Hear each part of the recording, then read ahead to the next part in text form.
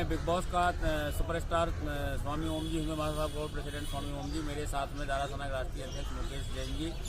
अभी हम supreme court of India के मीडिया पार्क में हैं। अभी मैं सुप्रीम कोर्ट में जहां पर हियरिंग चल रहा था वहीं से मैं निकल करके आ रहा हूं।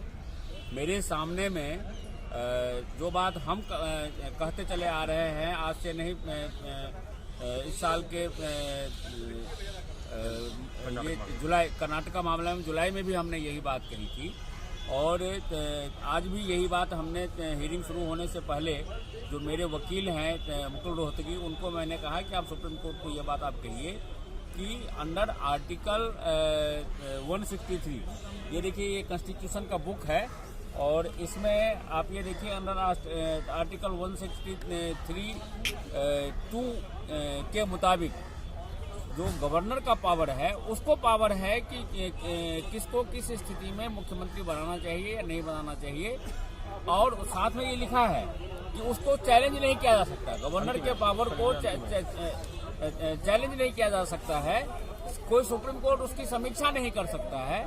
इन्होंने कर्नाटक मामले में भी यही किया था जुलाई में, जिसका दुष्परिणाम ये हुआ कि आज वो सरकार गिर गई कांग्रेस और उसके कर्नाटक में, और आज बीजेपी की सरकार है। आप ये काम क्यों करते हैं जिससे कि इतनी अव्यवस्था होती है, इतना गैरकानूनी आप आदेश देते हैं। इसी तरह से इन्होंने अप्रैल में भी इस तरह का इन्होंने कुकांड किया था। मई में इन्होंने रात को 1:30 बजे सुप्रीम कोर्ट खोल दिया एक आतंकवादी याकूब मेनन के लिए।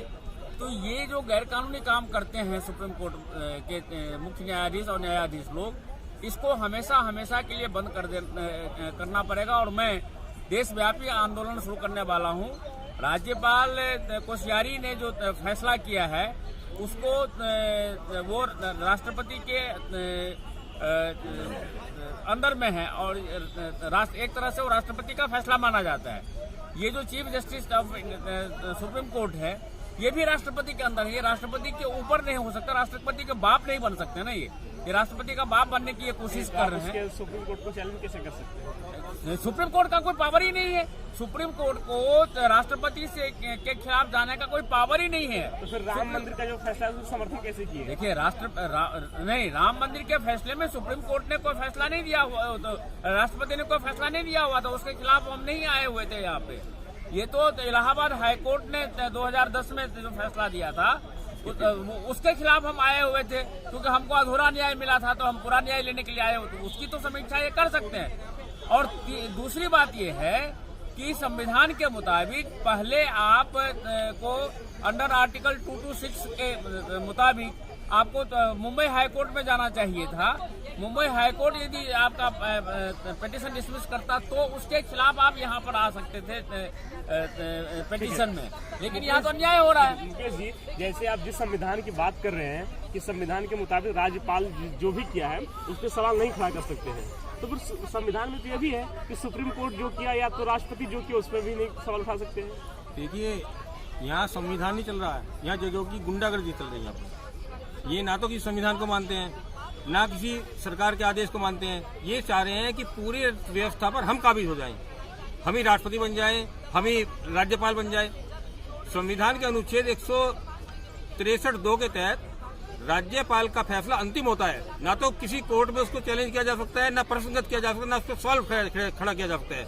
राज्यपाल ने कहा 30 तारीख को बहुमत की निरीक्षण होना है, तो वो फैसला उसका है, ये उस पर उंगली नहीं उठा सकते हैं। आज मैं कहने लगा कि सुप्रीम कोर्ट को बंद कर दिया जाए तो मैं कौन होता हूँ? ऐसे ही सुप्रीम कोर्ट कोई नहीं है कि राज्यपाल के मामले में हस्तक्षेप करे, किंतु क्योंकि इन्होंने पूरी व्यवस्था को तहस नहस करने का बीड़ा उठा रखा है, ये नक्सलवादियों के साथी हैं, देशद्रोहियों के साथी हैं, CIA के एजेंट हैं ये जज, तो इसलिए ये पूरी व्यवस्था को तहस नहस करना चाह रहे हैं यहाँ पर। तो आप कौन होते हैं सुप्रीम कोर्ट के? हम कौन होते हैं? हमने संविधान हमने बनाया है, ये सुप्रीम कोर्ट के जज ने संविधान थोड़ी बनाया है। संविधान को बनाने का काम हमारा काम है, नेताओं का काम है, वकीलों का इसका जो संविधान बनाने वाले हम लोग हैं, हम जानते हैं संविधान में क्या लिखा है, उसका क्या अर्थ है। ये कौन होते हैं? वकील वगैरह कोई नहीं है। वकील और जज जो उसका अर्थ का अनर्थ कर रहे हैं वो नहीं है। जो संविधान बनाने वाले नेता लोग हैं वो जानते हैं संविधान के बारे में, हम लोग जानते हैं कि संविधान में क्या लिखा हुआ है। तो आपके लिए से क्या गलत हो रहा है? पूरा गलत हो रहा है यहाँ। ये राज्यपाल के फैसले पर उंगली नहीं उठा सकते हैं। ये देखिए ना, ये संविधान का, मैं तो आपको संविधान दिखा रहा हूँ, इसमें साफ लिखा हुआ है कि देखिए लिखा हुआ है 163(2) यदि कोई प्रश्न उठता है कि कोई विषय ऐसा है कि या नहीं जिसके संबंध में इस संविधान द्वारा या इसके अधीन राज्यपाल से यह अपेक्षित है कि वह अपने विवेकानुसार कार्य करे, तो राज्यपाल का अपने विवेकानुसार किया गया विनिश्चय अंतिम होगा। इसके साथ साथ वो लिखा है अंतिम होगा, और राज्यपाल द्वारा की गई किसी बात को की विधि मान्यता इस आधार पर प्रस्तुत नहीं की जा सकती कि उसे अपने विवेकानुसार कार्य करना चाहिए था या नहीं। मतलब ये लोग तो पूरी व्यवस्था को भंग करना चाहते हैं। आप देखिए सबरीमाला मंदिर के मामले में देखिए आप इनको, ये कहते हैं जबकि संविधान का अनुच्छेद 26 का है मूलाधिकार है, और मूलाधिकार रक्षा के लिए बैठे हैं। तो सबसे पहले तो राज्यपाल के खिलाफ कांग्रेस खड़ा हुई है। मैं क्या बता रहा हूँ, ये जितना जो वकीलों का गिरोह है ना, आप देखिए ना, आप ये देखिए जितना वकीलों कपिल सिब्बल हुआ, ये अभिषेक मनु क्या है, ये पूरा देश जानता है कि कैसे वो जजों को, महिलाओं को जज बनाता है। तो ऐसे लोग पूरे जजों को गिरोह है ये। आप बताइए ना क्या आस्मिकता पड़ी? सिर्फ आस्मिकता इसलिए है कि जो पत्रकार इनके लिए काम करते हैं, जो इनकी अंदर की बातों को छिपा के रखते हैं, इनके देशद्रोह को उजागर नहीं करते, इनकी संविधान विरोधी हरकतों को उजागर नहीं करते, उन पत्रकारों को ये लाभ पहुंचा रहे हैं, वो मीडिया घरानों को लाभ पहुंचा रहे हैं। आप देखें रातों रात कितनी टीआरपी इन्होंने दे दी है कि सारे आदमी, पूरा हिंदुस्तान का आदमी एक ही महाराष्ट्र मसले को लेकर पड़ा है। अरे आप बताओ ना, हमारी याचिका पटाखों के मामले में आज तक सुनवाई कर रही है, साल भर तक पड़ी है। हमारी याचिका 136/161 लगाई हमने यहाँ याचिका, जिसमें इसकी रंजन गोगोई की नियुक्ति को हमने चैलेंज किया था, वो आज तक सुनवाई नहीं की। कभी कहते हैं ये डिफेक्ट है, कभी कहते हैं ये डिफेक्ट है, जबकि संविधान का अनुच्छेद 11 बजे पेटिशन दिया और 11 बजे पेटिशन दिया, 10:30 11 बजे सुनवाई कर दी। सर्विस भी नहीं कराया, सर्विस भी न तो ये यहाँ पर बैठे हुए हैं, हुई नहीं चीफ मिनिस्टर को हुई, न डिप्टी चीफ मिनिस्टर को हुई। ये तो सरासर ये अन्याय कर रहे हैं सुप्रीम कोर्ट को तो हमेशा बंद कर देना चाहिए। ये जज लोग खाली बैठे हैं, इन जजों को हटा करके जेल में डाल देना चाहिए। ये जज लोग खाली बैठे हुए ना, इनके पास काम तो है नहीं कुछ। हम तो राष्ट्रपति अनुरोध कर रहे हैं, किया भी हमने कल ज्ञापन देकर कि यहाँ जजों की 7 ही जजें काफी हैं, यहाँ 34 जजों की नियुक्ति की जरूरत नहीं है, बेकार फालतू तनख्वाह दे रहे हैं। जब इनके पास काम नहीं है, कोई एक मसला आ जाता है, रात के 11 बजे सुनवाई कर लेते हैं, तो इनको तो पूरी रात सुनवाई करके ये 7 जज ही पूरा काम कर सकते हैं। इनको सुप्रीम कोर्ट में या ताला लगा दो, या इन जजों के 7 जज ही होते हैं।